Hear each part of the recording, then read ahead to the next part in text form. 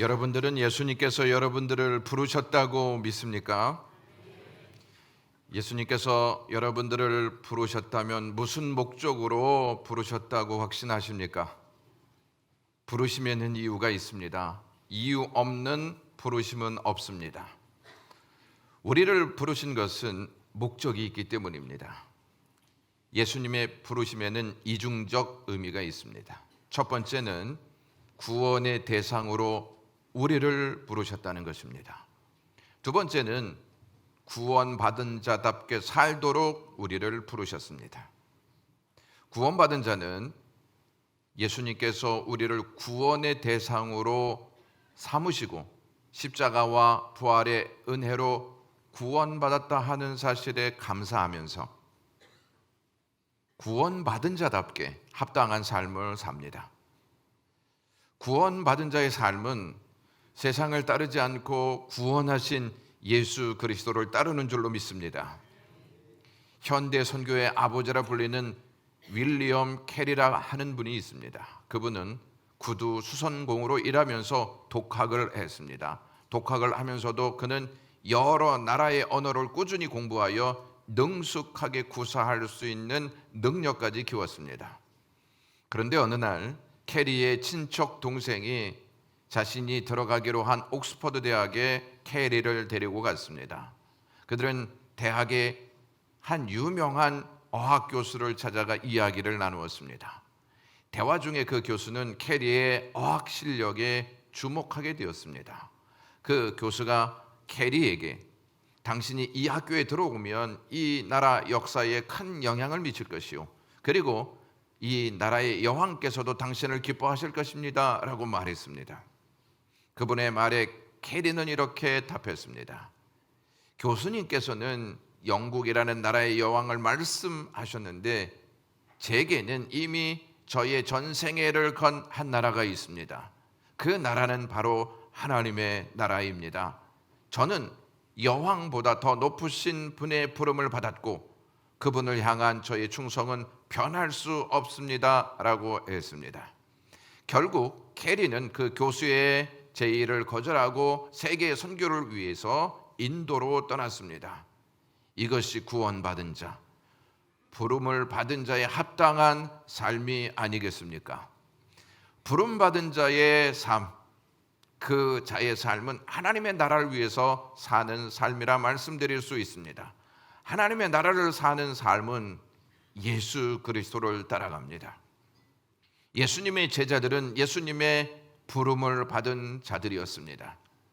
예수님의 제자 중에 한 사람도 예수님께 찾아와 예수님 저를 제자 삼아 주시옵소서 애원하면서 제자가 된 사람은 없습니다. 모두 예수님께서 찾아가셔서 그들을 불러주셨기에 그들이 예수님의 제자가 된 것입니다. 그러므로 예수님의 부르심은 전적인 은혜라고 말씀드릴 수 있습니다. 우리도 마찬가지입니다. 예수님이 우리를 찾아오시기 전에 우리는 원래 세상에 묶여 죄의 종으로 살던 자들이었습니다. 세상에 묶여 죄의 종으로 살던 우리가 우리의 힘으로 예수님께 나아가 우리를 구원하시옵소서 이렇게 요청한 것이 아닙니다. 세상에 묶여 죄의 종으로 살던 우리의 상태는 죽은 상태였기 때문에 예수님께 스스로 나올 수가 없습니다. 죽은 상태에 있던 우리에게 예수님이 찾아오셔서 우리를 세상의 어둠과 죄의 종에서 건져내어 하나님의 백성이 되게 하셨습니다. 이렇게 예수 그리스도의 은혜로 구원받은 자는 그 은혜에 감사하며 예수 그리스도를 따라갑니다. 예수님의 부르심을 받은 제자들은 예수님이 가시는 대로 따라갔습니다.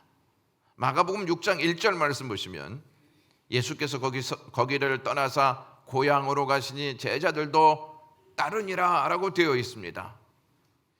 예수님을 따른다는 의미는 예수님과 같은 방향으로 가면서 예수님과 행동을 함께 한다는 뜻입니다. 세상 살이를 하다가 제자 살이를 한다는 것은 많은 수고와 번거로움이 따릅니다.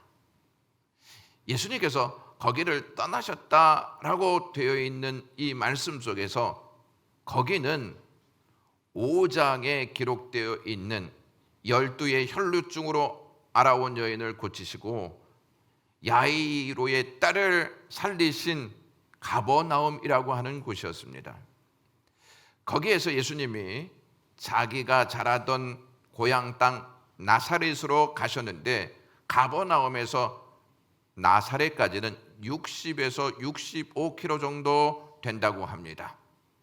도보로 한 2박 3일 정도 소요되는 거리였습니다. 가버나움에 계셨더라면 대우를 받으시고 불편함 없이 생활하셨을 텐데 예수님은 그러한 환경을 뒤로 한 채 고향 땅인 나사렛으로 향하셨습니다.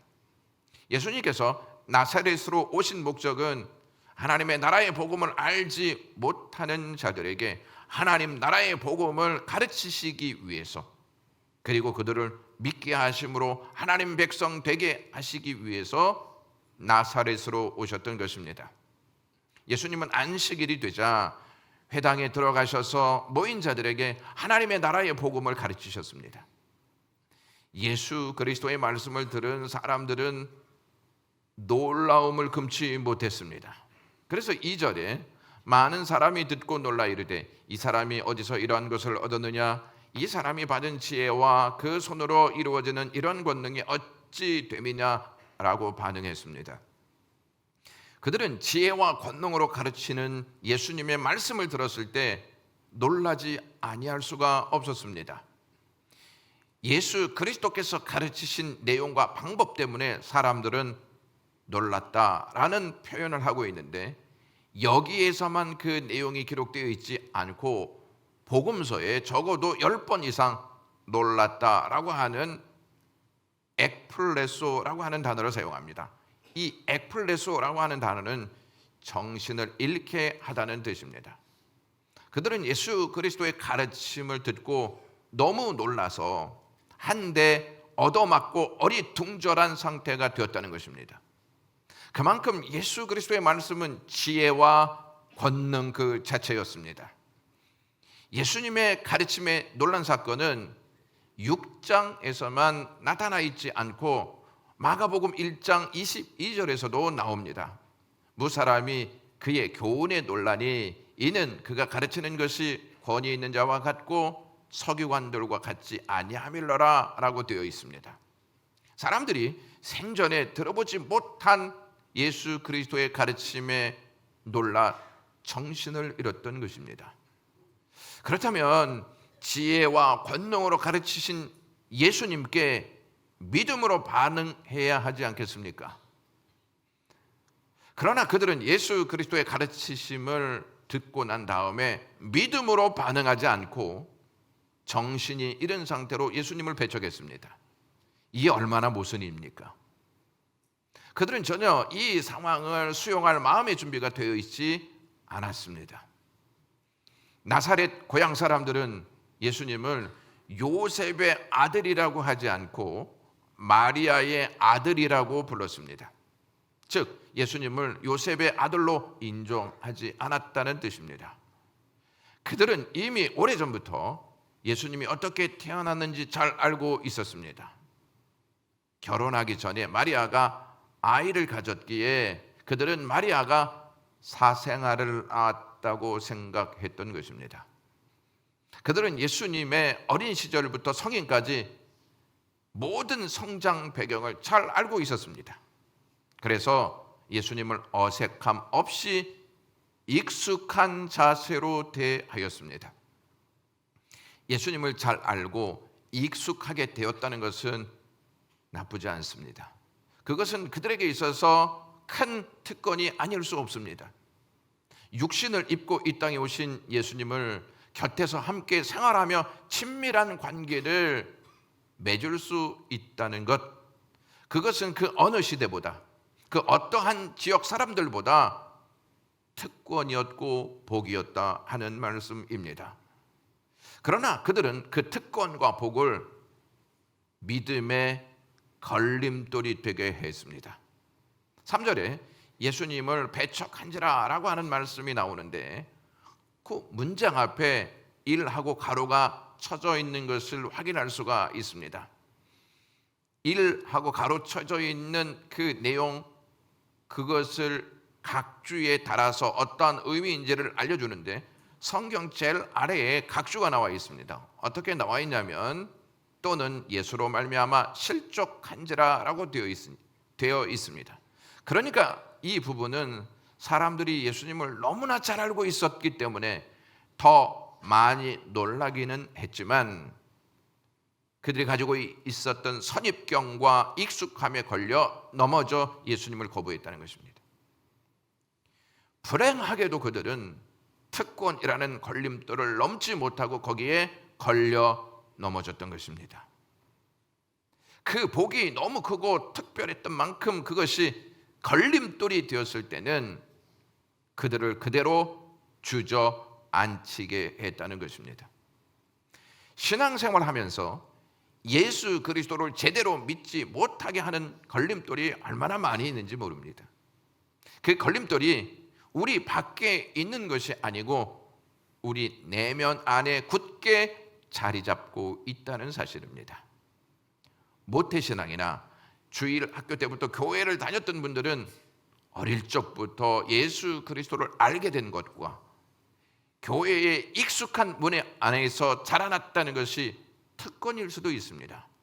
하지만 그것 때문에 예수 그리스도를 배우고 아는 일에 필요성을 느끼지 못하고 믿음의 성장 없이 익숙한 신앙 생활을 하고 있다면 그것이 잘못된 고정관념으로 자리 잡아 걸림돌이 될 수 있다는 것입니다.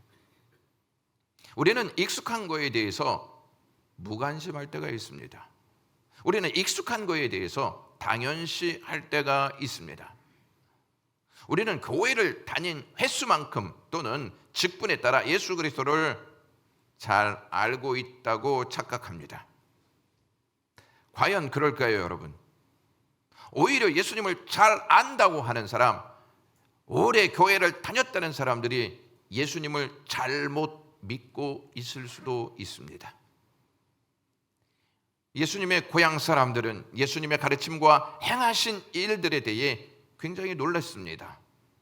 그 놀라움은 하나님께서 그들을 믿게 하시려고 주신 하나님의 선물이었습니다. 그 놀람에도 불구하고 그들은 익숙함에 걸려 예수님을 배척했습니다. 이상하지 않습니까? 예수님께서 그들에게 무슨 해로운 일을 하지도 아니하셨는데 그들은 예수님을 배척했습니다. 예수님이 폭력을 행사하셨습니까? 예수님이 폭언을 하셨습니까? 그들의 것을 빼앗기라도 하셨습니까? 그러한 것들이 전혀 없음에도 불구하고 그들은 예수님을 배척했습니다. 불신앙은 결국 예수 그리스도를 배척하게 만듭니다. 예수님께서는 바로 그 불신앙 때문에 거기서는 아무런 능력도 행하지 아니하셨다고 기록되어 있습니다. 이 구절은 우리에게 우리의 믿음과 하나님께서 행하시는 놀라운 일의 관계에 대해서 명확하게 알려주고 있는 대목입니다. 그들은 가르침을 받았는데 예수님을 선생이라고 부르지도 않았습니다. 2절 말씀 보시면 이 사람이 어디서 이러한 것을 얻었느냐라고 되어 있습니다. 이들이 3번이나 예수님을 이 사람이라고 부릅니다. 이 호칭은 당시 좋은 호칭이 아니었습니다. 그들은 선입견을 갖고 예수님을 대했기 때문에 예수님을 하나님의 아들로 구원자로 인정하지 않았습니다. 하나님은 평범한 사람은 사용하지 아니하신다. 즉 특별하게 보이는 남들과 뭔가 달라 보이는 사람을 하나님이 사용하신다는 생각을 우리는 하고 있습니다. 오늘날의 우리의 생각 내면에는 교회에 대해서, 종교에 대해서, 하나님의 사역에 대해서 하나님은 특별한 사람을 사용하시지 그러한 선입견을 갖고 있습니다.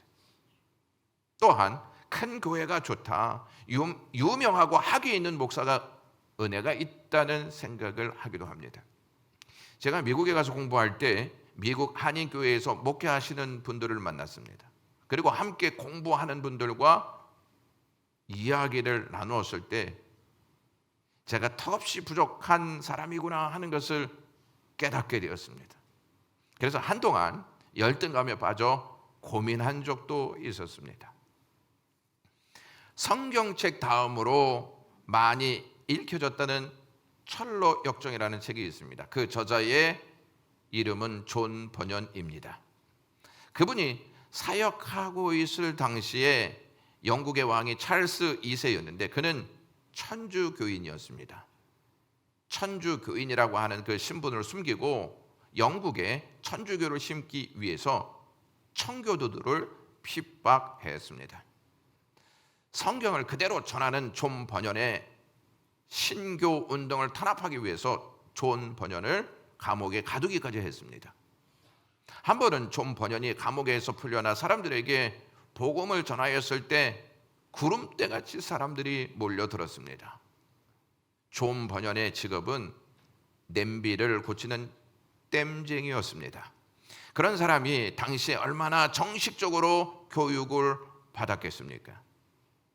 한 번은 존 번연 때문에 골치 아픈 찰스 2세가 당시 유명한 청교도 신학자였던 존 오웬이라고 하는 사람이 존 번연의 설교를 들으러 다닌다는 소식을 듣고 비웃었습니다. 존 오웬이라고 하는 분은 웨스터민스터 신앙고백서 작성에도 참여한 사람이었고 뛰어난 청교도 신학자로서 존경을 받던 분이었습니다. 그가 쓴 23권짜리 전집은 당시 청교도로서 드물게 썼던 성령론이었습니다. 존 오웬 목사님은 학식으로 당시 비교할 사람이 없었던 만큼 수준 높은 학식을 가지고 있었습니다. 그런 사람이 학문이라고는 전혀 없었던 땜쟁이 존 번연의 설교를 들었다고 하는 소문이 퍼지자 이 찰스 황제가 비웃었던 것입니다. 그래서 어느 날 이 존 오웬 목사님이 찰스 왕에게 이러한 편지를 썼습니다. 전하, 제가 만약 그 땜쟁이의 설교 능력을 가질 수 있다면 저는 저의 모든 학식을 버리겠나이다 라고 했습니다. 물론 존 오웬도 역사에 남는 훌륭한 신학자요 설교가로 분류되는 분입니다만 그는 존 번연을 자기보다 더 높이 세웠습니다. 믿음과 성장 그리고 성숙을 가로막는 것은 잘못된 선입견과 우리의 익숙함에 젖어 있는 자세 때문입니다. 사람들만 놀라지 않고 예수님도 놀라신다는 사실을 여러분 아십니까? 예수님의 말씀을 듣고 놀란 나사렛 사람들은 예수님을 배척하였습니다.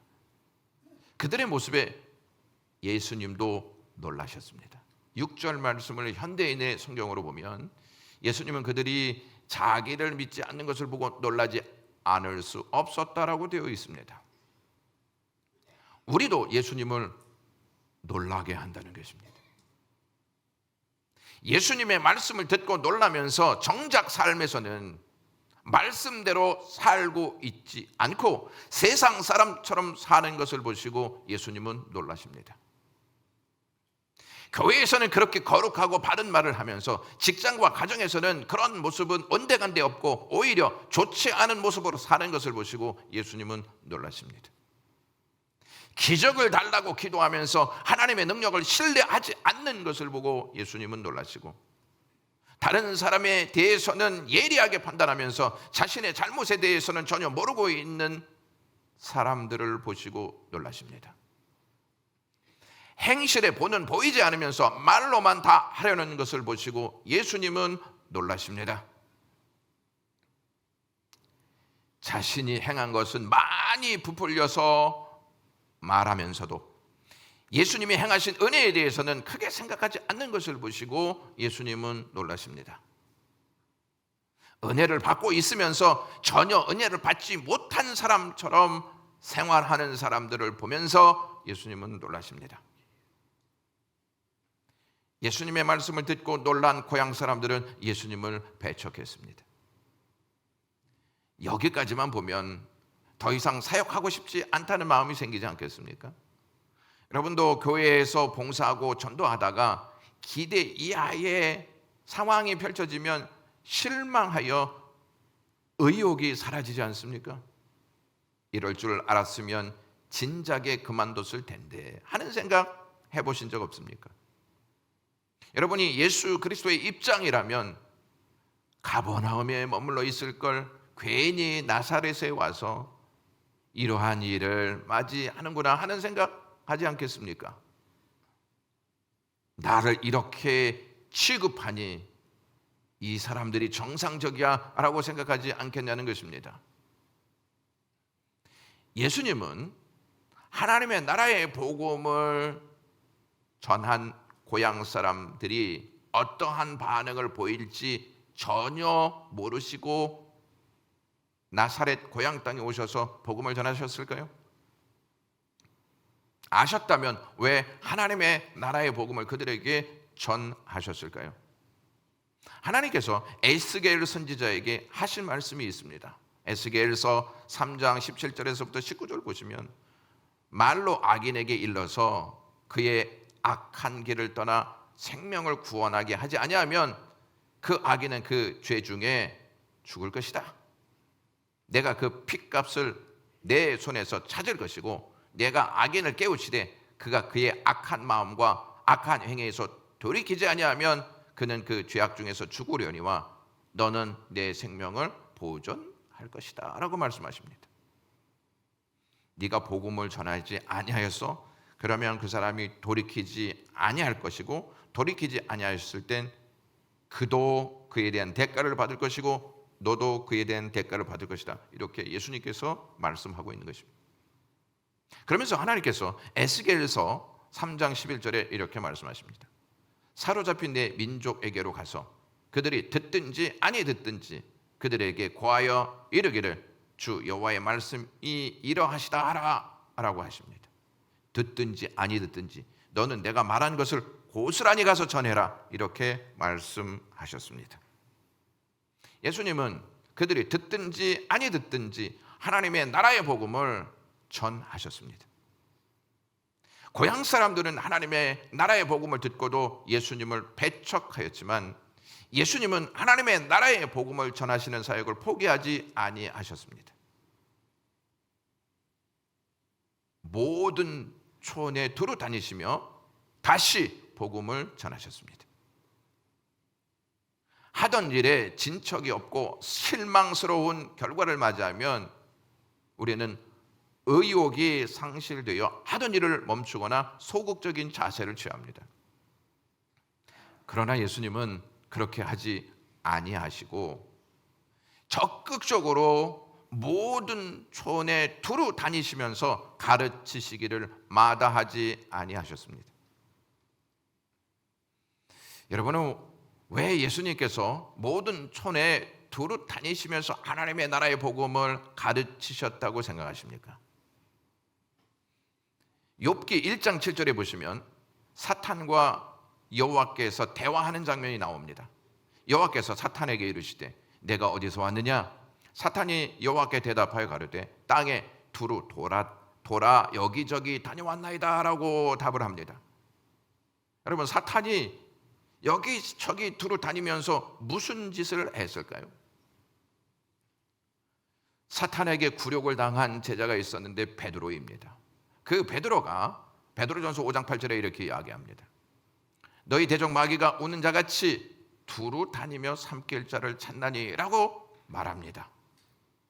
사탄은 어떻게 하면 사람들을 미혹하고 넘어뜨릴까 하고 삼킬 자를 찾아다닙니다.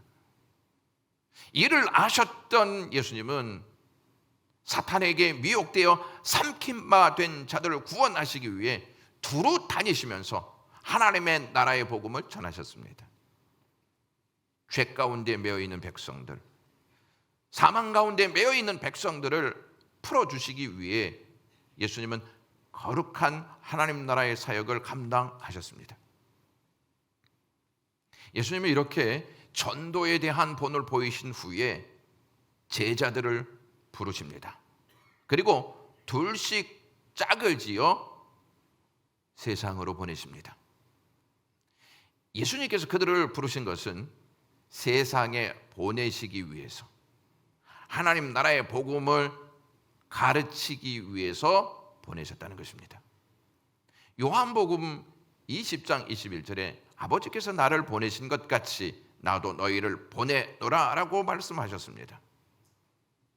저와 여러분은 누구입니까?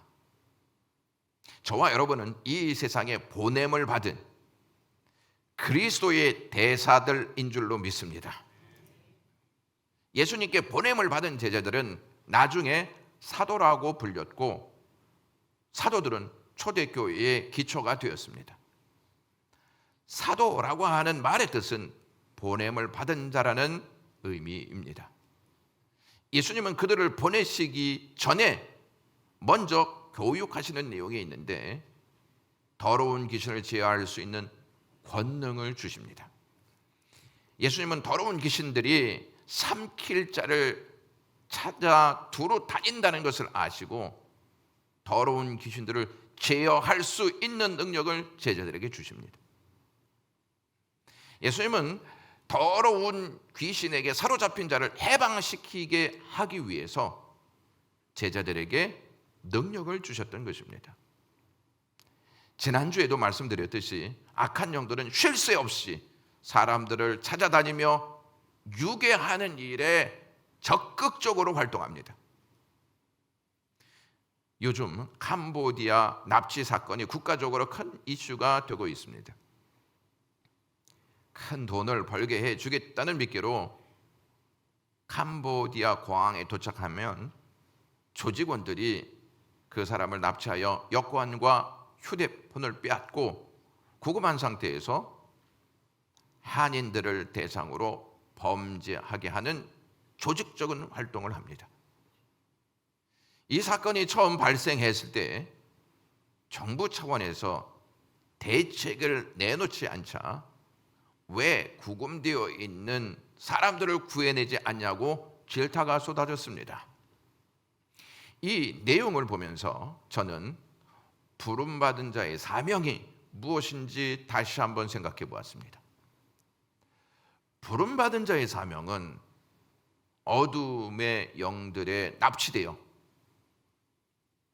하나님을 알지 못하는 어둠 속에 있는 그들을 하나님 나라의 복음을 위해서 찾아가 구원해내는 것입니다. 예수님의 제자들에게 더러운 귀신을 제어하는 권능을 주시면서 지팡이 외에 양식이나 배낭, 전대의 돈이나 아무것도 가지지 말고 가라 라고 말씀하십니다. 예수님께서 이렇게 말씀하신 이유는 그러한 것들을 의지하지 말고 하나님을 의지하라는 이유 때문이었습니다. 하나님께서는 하나님 나라의 복음을 전하기 위해 헌신하는 자들을 책임지는 줄로 믿습니다. 전도하는 자들을 책임지신다는 것이죠. 마가복음 6장 10절에서부터 11절 말씀 보시면 어디서든지 누구의 집에 들어가든 그곳을 떠나기까지 거기 유하라. 어느 곳에든지 너희를 영접하지 아니하고 너희 말을 듣지도 아니하거든 거기서 나갈 때 발 아래 먼지를 떨어버려 그들에게 증거를 삼으라 라고 말씀하십니다. 이 말씀에서 복음을 듣는 자도 있다.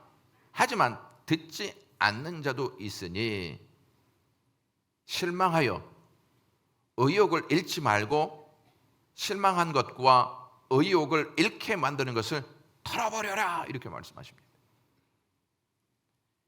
유대인들은 이방 지역을 여행하고 난 다음에 성전에 들어갈 때 항상 발에서 먼지를 털었다고 합니다. 이방인 지역의 흙으로 성전을 더럽히지 않겠다는 상징적인 행동입니다.